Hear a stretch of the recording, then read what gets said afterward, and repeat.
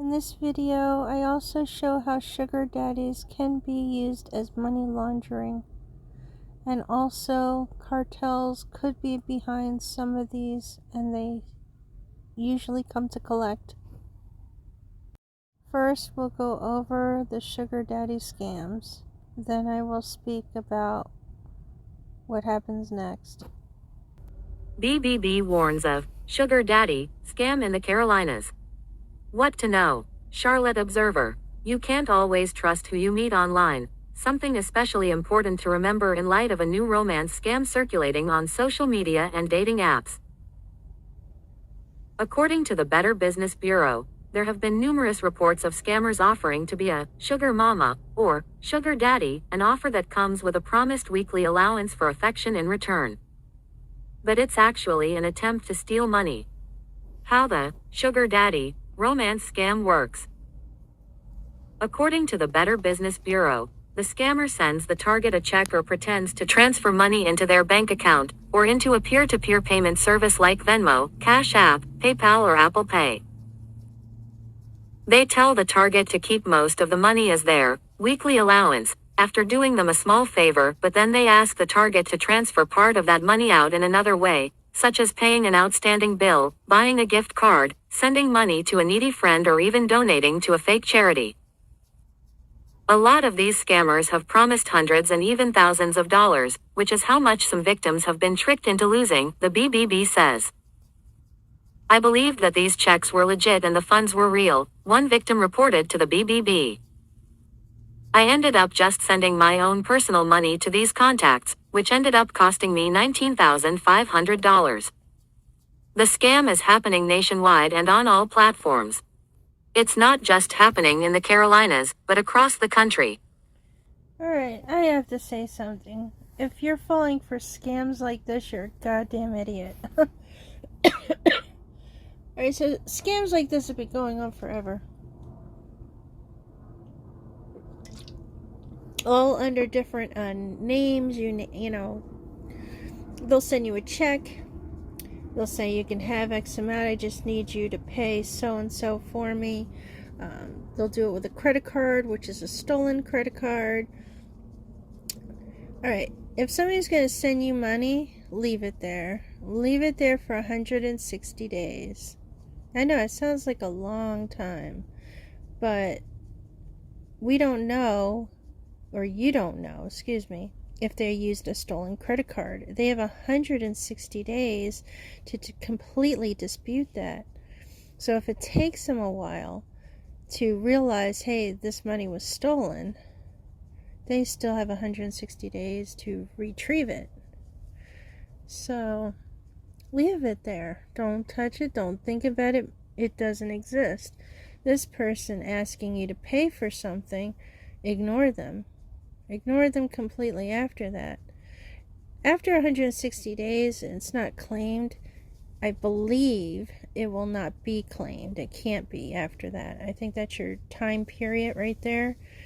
Then do what you want with it. We call that a savings account. Now, here's the thing. Should it be claimed, now you lost nothing. Because all that's going to happen is they'll take that money off the account, but you might get in trouble with the account holder because of them losing so much money.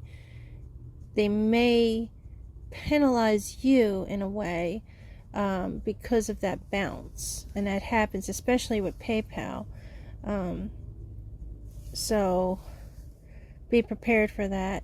Whatever you do, don't ever give out your Zelle. You don't want nothing going into any personal checking accounts. You're safer if you're using the Cash App or Venmo or PayPal, but do be prepared should they lash out at you because they had to lose that money. But please understand, if you don't want to lose any money whatsoever, you leave it alone. You pretend that shit don't exist. But again, you get 160 days for them to claim it. And they don't claim it, it is yours. You can also file the claim so that it's forced 160 days or sooner. And then if nobody claims it sooner, then it's yours. Okay, so it's stupid if you're gonna fall for, oh, I'm gonna give you $5,000 and I need you to pay $2,000 here if you don't mind. It's stupid. And if you believe that, you're a dumbass. Country. This is just the newest iteration of how romance scams work. They've been around for a while. Scammers are always trying to find new ways of doing it, Tom Bartholomew, president and CEO of Better Business Bureau, told the Charlotte Observer. This type of scam is a long play. It's nothing that's going to be a one call and you're done. It's a scam that Bartholomew says to watch out for on all platforms. Nobody is immune. Facebook, TikTok, Insta, but then the dating sites, every one of them has warnings on their sites about these types of scams, he said. The scammers know what they're doing. They see what the most popular social media channels are now, and so that's where they're going to focus their interest. Red flags. How to spot a romance scam. Here are some tips from the BBB to avoid this scam. Research someone's profile name, email or phone number to make sure a scammer is not posing as someone else with stolen photos. Do not send money or private information if you've never met in person. Be careful with checks, especially if a check hasn't been cleared by a bank, before spending any funds sent over.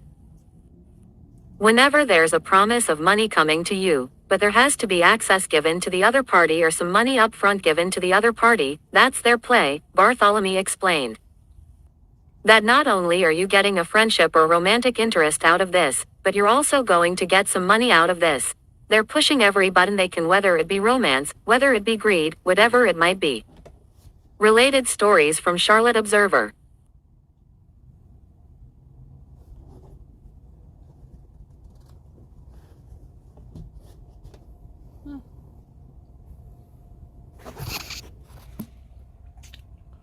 Oh, sugar daddy. Okay, sorry, I'm eating a cookie.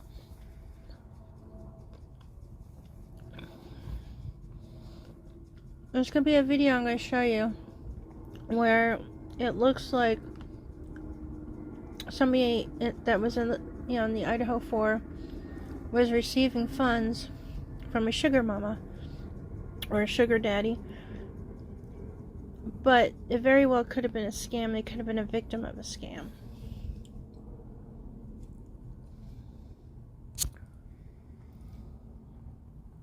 You can look at it, look these things up here online.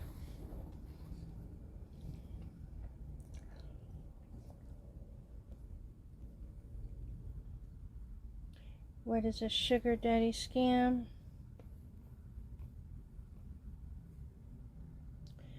And they probably did not know. And like I said, maybe they assumed they were getting good money and they started paying bills or paying people off, but they ended up losing that money once they claimed that money back. This very well could have caused their demise. I mean, here, think about it. The sugar daddy accounts are real. They are being used.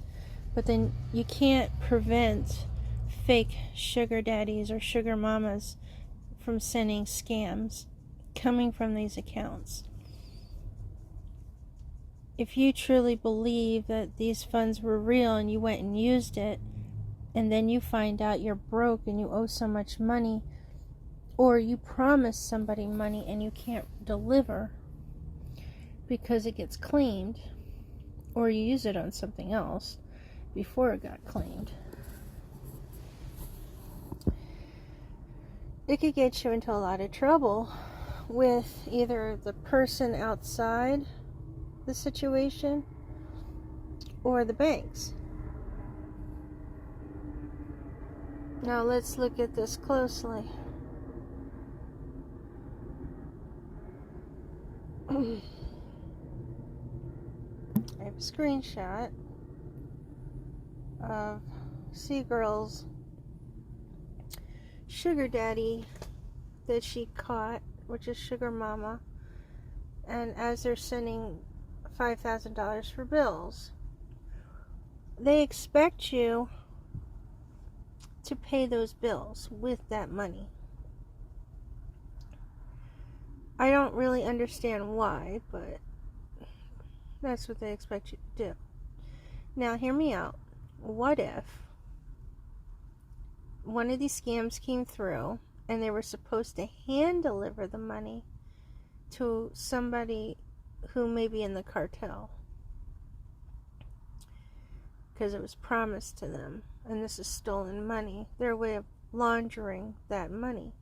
So they send the fraud over, they go to collect their cash, and they could use you as money laundering. That's basically what this is.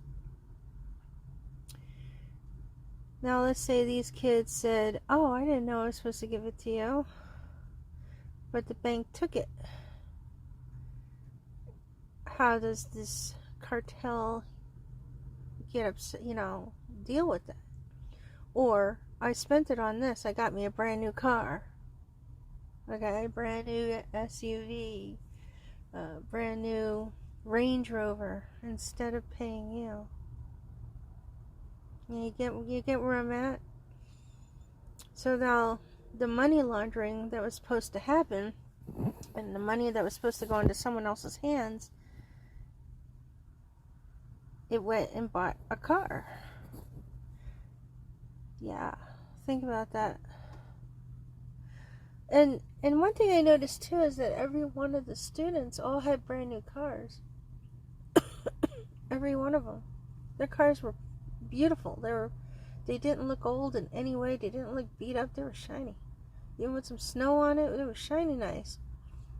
They didn't look old. They all looked like they had shiny new vehicles. That's something I've noticed. Was that money supposed to go to the cartel? Was this some money laundering that they didn't know that was going to happen to them? And how many other sugar babies are being screwed in this manner? Don't forget that there's women that have been found in Oregon and Washington area, and they don't know who the serial killer is. Could they be victims of the sugar baby accounts and the scams that come through, and not realizing that the real cartel was waiting for their money? And because they thought, like I would, I'm not giving this to nobody.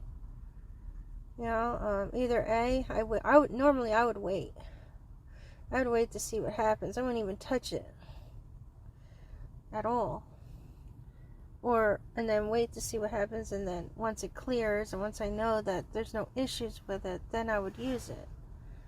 But then at least by then I'll know if there's a cartel that's following my ass. Or I leave it there, right? I don't use it like I said, but the cartel forces me to withdraw and give it to them, then kills me.